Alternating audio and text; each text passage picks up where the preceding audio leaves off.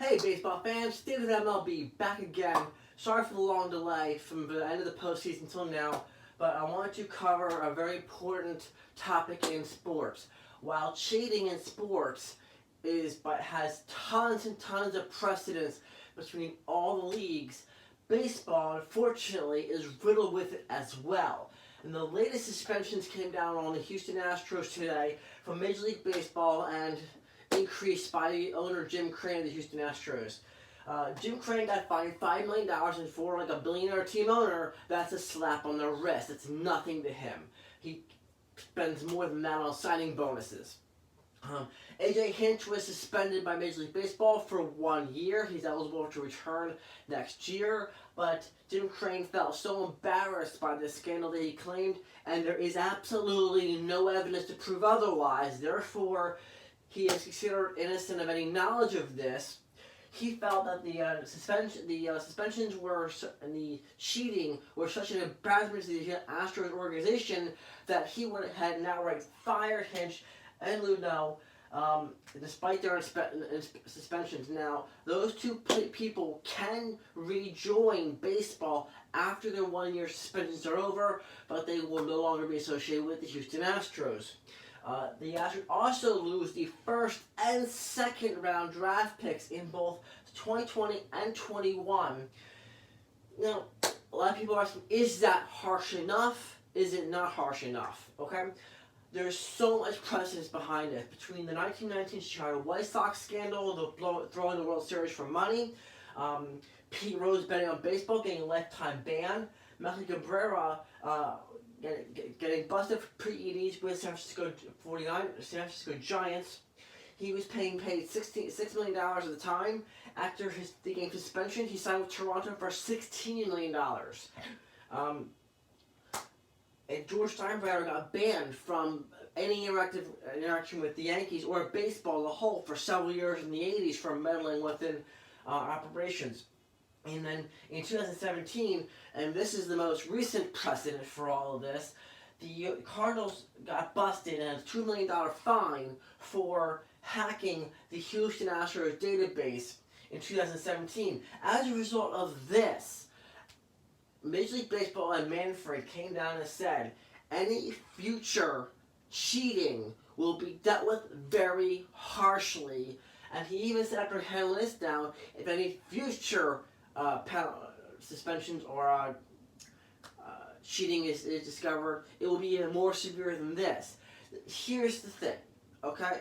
Fundamentally, the penalty, the fine, the punishment has to outweigh the benefits of cheating, or you will never accomplish anything, okay?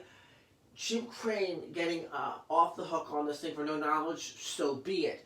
Off the hook, $5 million to you and I is a ton. To $10 million, it's nothing. The area that I thought was very interesting was that the players who are actively participating in this get off scot-free. No penalties to any players. So therefore, you've got players who continue to get their full salaries, got their bonuses from the championship series, got their championship rings, and continue to play next season as if nothing happened. That to me feels like unjust punishment. Granted, they admitted that it is very difficult to prove how much any given player was actively involved with that, because they realized that the players knew about it. But fundamentally, they felt that because Hinch and Luhnow knew about it and failed to discourage it effectively, to squash it in the act, the buck has got to stop with them, because they are in management. They're with them. Hinch is in the dugout with them every day and didn't do anything to discourage this, or didn't do enough to discourage it. So even though the players actively participated in this to varying degrees, they get off scot-free and the punishment goes up, and then Hinch now is out of the game for next year and potentially even longer than that, because I don't know if any team's going to want to sign them, just because they did a phenomenal job in taking a rebuild team and taking them to World Series contention. However, that is stained much like Barry Bonds' steroid use, because you don't know how much of this was achieved on his own merit versus the cheating that they were taking place there. So they lose the first and second round draft picks for 2 years in a row.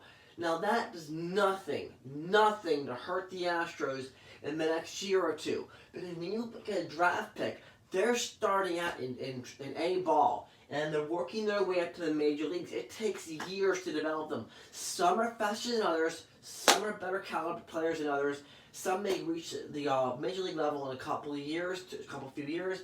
Others take 5 or 6 years to develop. That means that the players that they're losing in these draft picks, the others have to compensate for that on their roster through trades and through other acquisitions of some kind. If they don't, they're going to be penalizing a future Astros team that has moved well beyond this scandal here. All the current players, Bregman, Altuve, all of them, they continue to play next year with the Astros as if nothing happened. They continue their salary, they keep their rings, they keep their bonus, they keep all of that. They get nothing, not even a slap on the wrist for all this. Is it fair? I don't think so, but fundamentally, there's a history of the with Melky Cabrera. Even that didn't fit the bill. He can be sure he's screwed out of ever getting a Hall of Fame vote, but he was never a Hall of Fame caliber player in the first place. So he basically raked in some money, and he's still playing in the major league level. Nowhere near that salary range because his skills diminished since then, but he's still bringing in a 1.5 mil or something like that.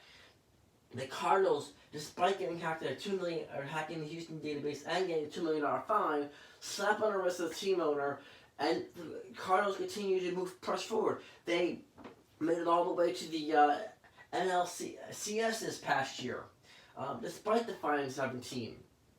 Pete Rose really got the only severe penalty for cheating. I mean, even the 1919 Chicago White Sox, sure, 8 players got a lifetime ban, but the ownership, the management, nobody else got a fine. And they weren't able to definitively determine whether those 8 players were the right 8 players and how much involved they were. They just said, we suspect you were involved, boom, you're gone, kind of thing.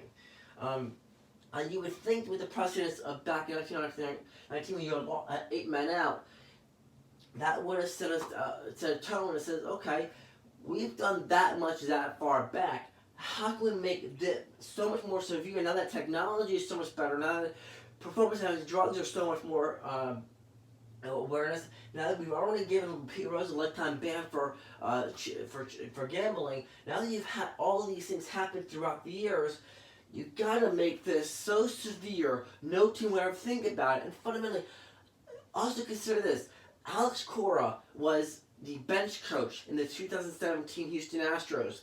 And he went on to be the manager of the Boston Red Sox in 2018.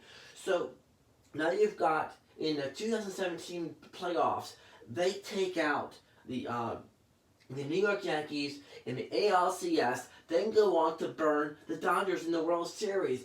Both the Yankees and the Dodgers are now victims of cheating.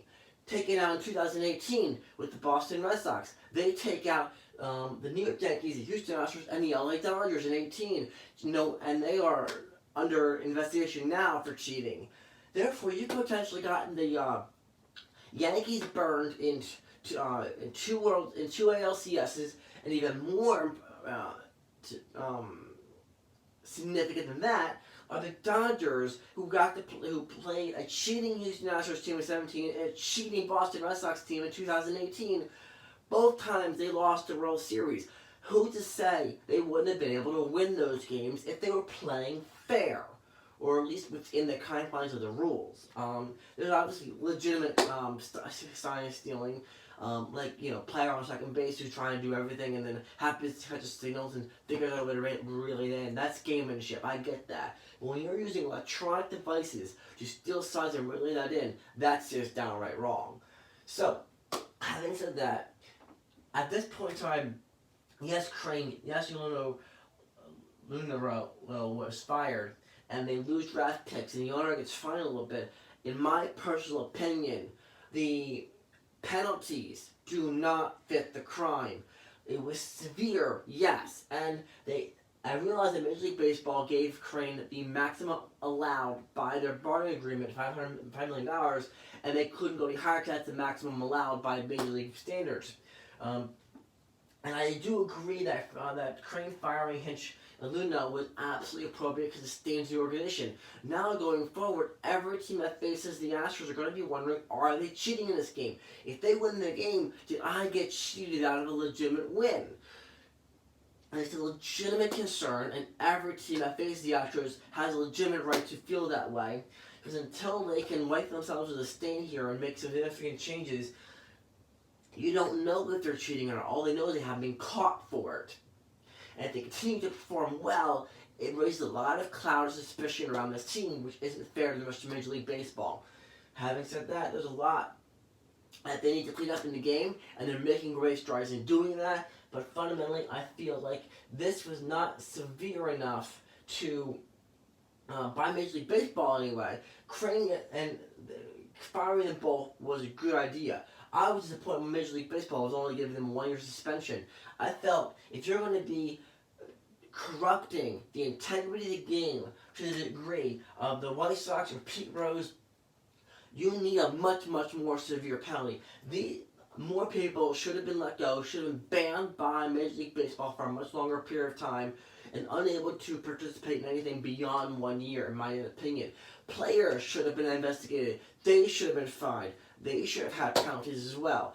I'm just saying, if you really want to deter teams from doing this going forward, especially in considering the fact that we now have a 2018 Boston Red Sox under investigation with Alex Cora as a manager, they're going to be going into the 2020 season wondering who's cheating this year. Because with both the Houston Astros and the St. Louis Cardinals and the Boston Red Sox all involved in some degree of cheating, you're wondering who's cheating now. And that is not fair to the fan base, with whom their hard-earned money is paying all their salaries and allowing the sport to exist as it is. So, let me know what you think about what I think in the comment section below. Do you think the punishment fit the bill? Do you think it was too weak, too strong? Let me know what you think about what I think. And until next time, have a great evening. I'll talk to you soon.